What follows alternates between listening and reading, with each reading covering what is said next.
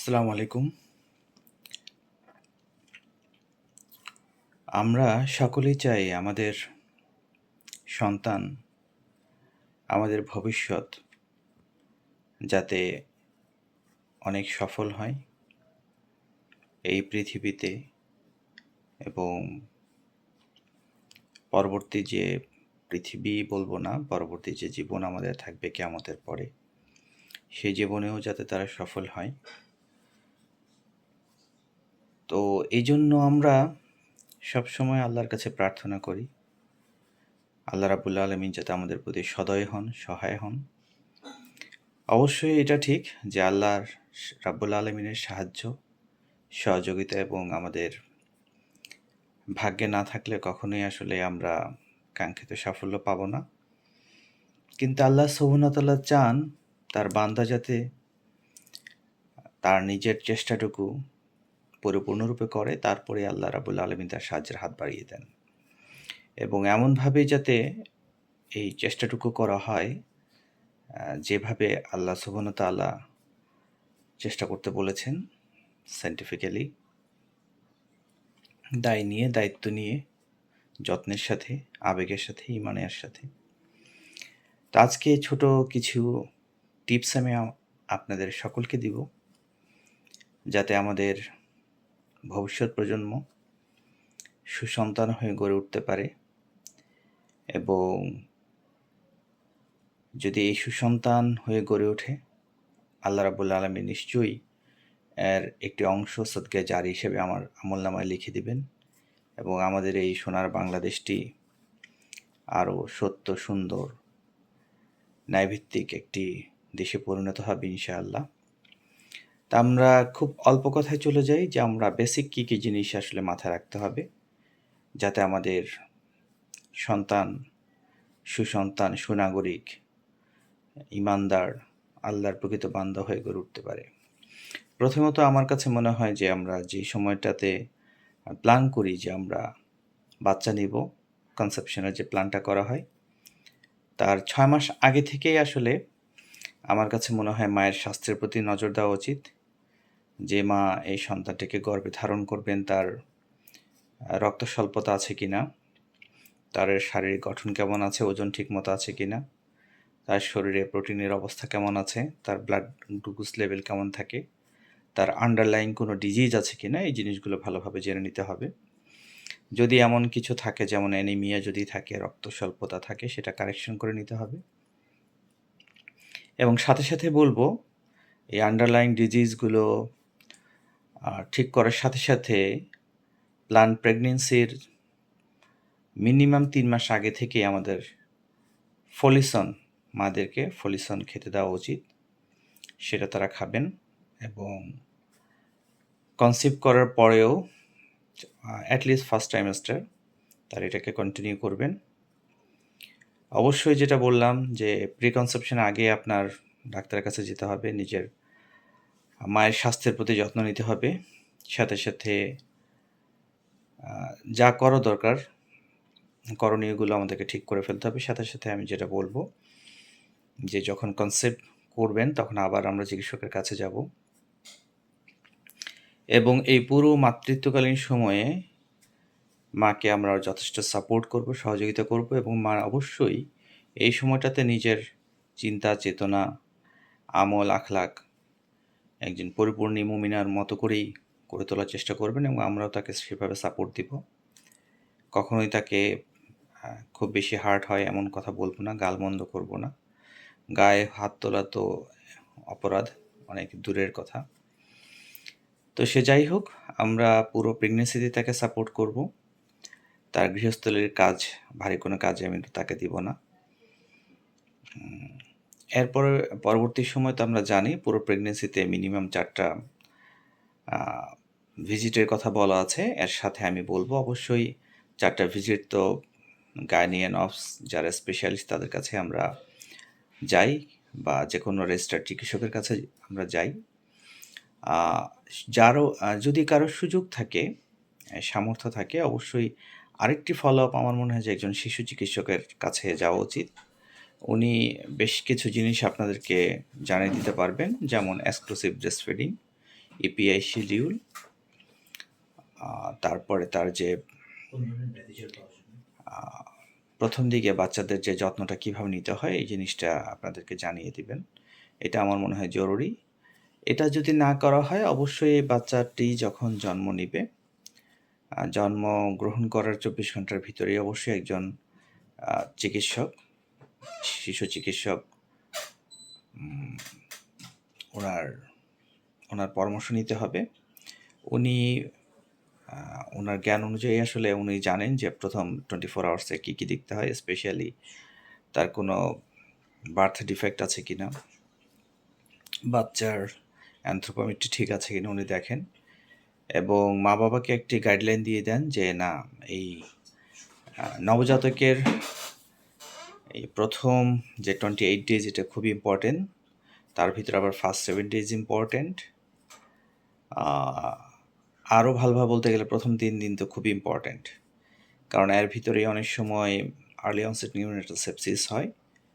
এছাড়া এই সময়টাতে কিভাবে শাল দুধ খাওয়াতে হবে, কিভাবে তাকে ওয়ার্ম রাখতে হবে, এই জিনিসগুলোকে শিখিয়ে দেওয়া হয়। বাচ্চা অবশ্যই 6 মাস পর্যন্ত শুধুমাত্র মায়ের বুকে দুধ খাবে, মায়ের বুকে দুধ ছাড়া কিছুই খাবে না। কখনোই বাচ্চাদেরকে আর্টিফিশিয়াল ফিডিং দেওয়া উচিত না। আমরা বাচ্চাদেরকে গরুর দুধ খাওয়াবো আর মানুষের বুদ্ধি আশা করবো, এটা আসলে হয় না। এবং ফিডার কখনোই দিব না, কারণ এই ফিডার বাচ্চাদের অনেকগুলো রোগের কারণ হয়ে যায়। তো আমরা যদি বাচ্চাকে নিরোগ রাখতে চাই অবশ্যই প্রথম 6 মাস পর্যন্ত শুধুমাত্র মায়ের বুকের দুধ দিব, এবং বেরিয়ে নার্সিং করব, এমনভাবে তাকে নার্সিং করব যাতে আমার কাছ থেকে তার শরীরে কোনো জীবাণু না যায়, এবং ইপিআই শিডিউল সম্পর্কে আমরা ধারণা নিয়ে যাব, এবং সম্ভব হলে বাচ্চা জন্মের পর অ্যাজ আর্লি অ্যাজ পসিবল আমাদেরকে বিসিজি টিকাটি নিয়ে নিতে হবে। আর পরবর্তী সময়ে যে শিডিউল অনুযায়ী থাকবে আমরা টিকাগুলো নিব। বাচ্চাদেরকে প্রায়শই আমরা বাচ্চা কোলে দোলানোর সময় খুব বেশি জোরে জোরে দোলাই, এবং এতে যেটা হয় মাথা যে ব্রেইনটা শেক করার কারণে একটি রোগ হতে পারে, সেটা হচ্ছে shake syndrome, baby shake syndrome আমরা বলি। এতে বাচ্চার বুদ্ধিমত্তা কমে যেতে পারে, বাচ্চার খিঁচুনি হতে পারে।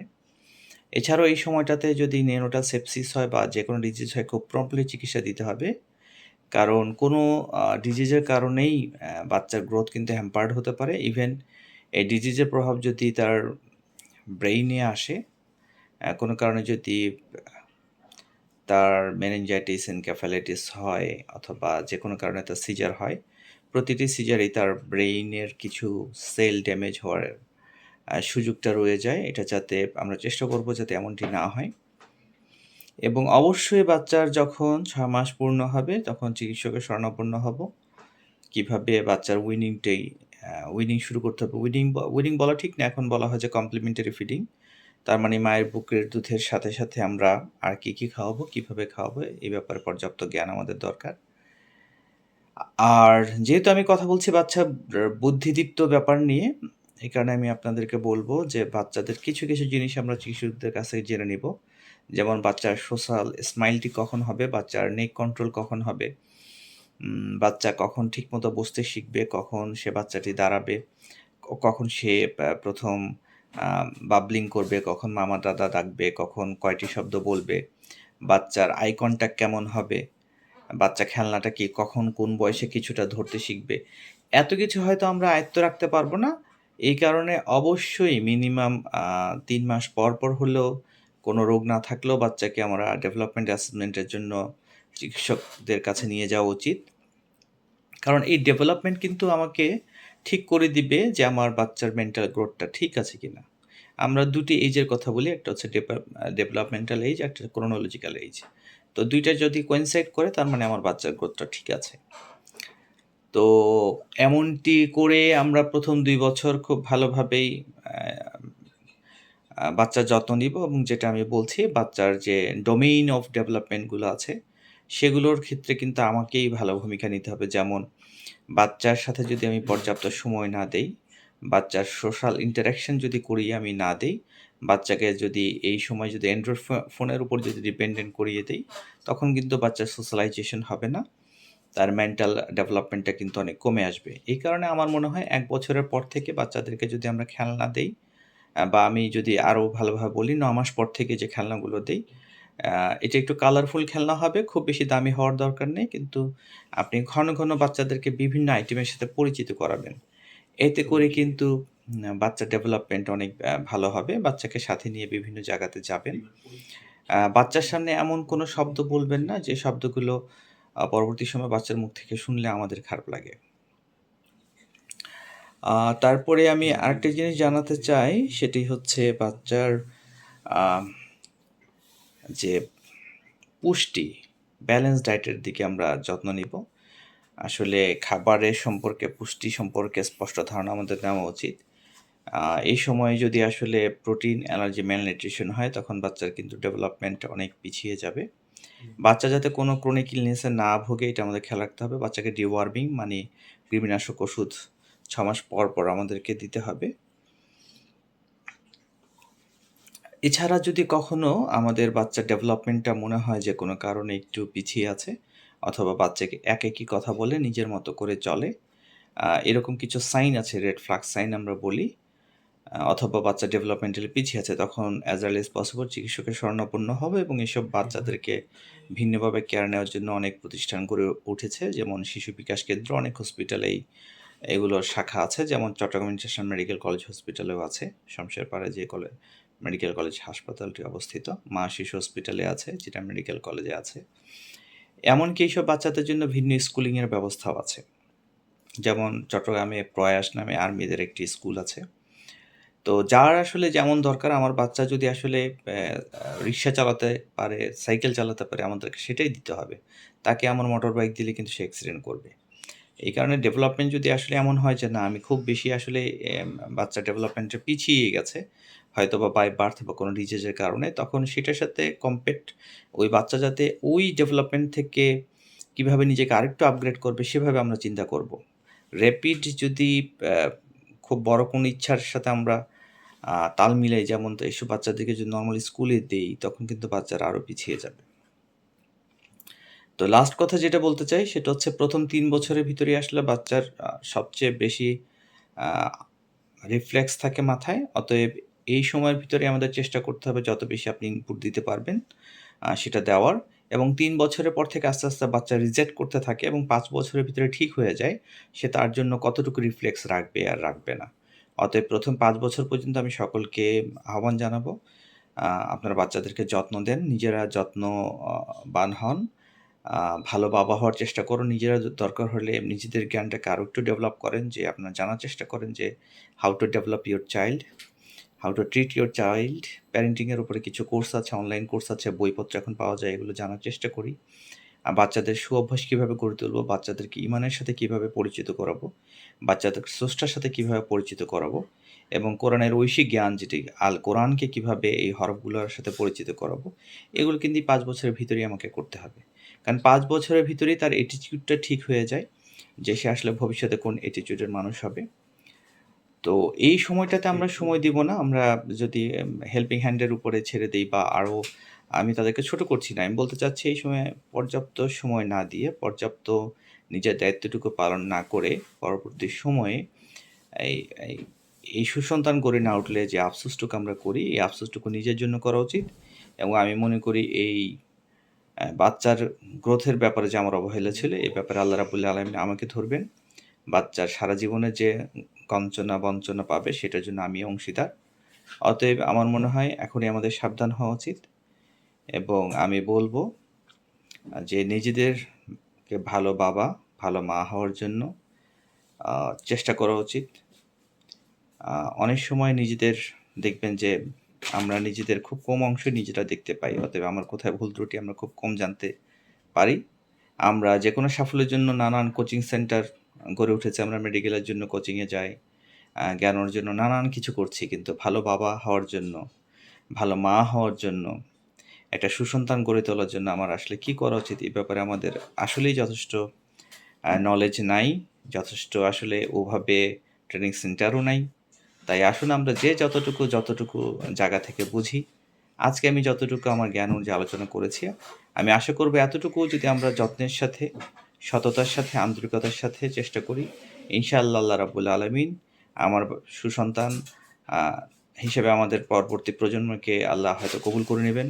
আমাদের সন্তানেরা সুসন্তান হয়ে, সুনাগরিক হয়ে, ইমানদার হয়ে, আল্লাহর প্রকৃত বান্দা হয়ে এই পৃথিবীতে আবারও আল্লাহর আইন, আল্লাহর রাজ, আল্লাহর প্রতিনিধি হিসাবে আমরা প্রকৃত দায়িত্ব পালন করতে পারবো, করে আমরা আমাদের কাঙ্ক্ষিত যে জান্নাত, সে জান্নাত ইনশাআল্লাহ চলে যেতে পারবো।